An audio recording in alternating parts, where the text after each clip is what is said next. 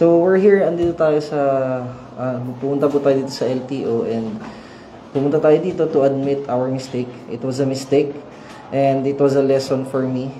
Kahit na may mga bagay na, alam mo yun, you're just really proud of to show off to the internet. And of course, you want to inspire the youth. The sole purpose of that video talaga is to show the youth that it's possible. And yun lang may purpose ko sa buhay ko. And doing that, medyo nakakalimutan na may mga na-violate tayo. And it was really a mistake.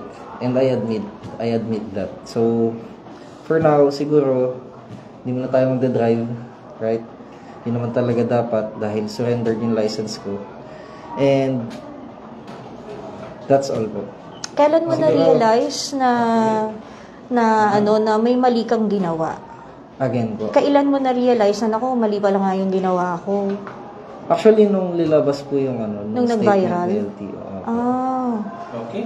Okay.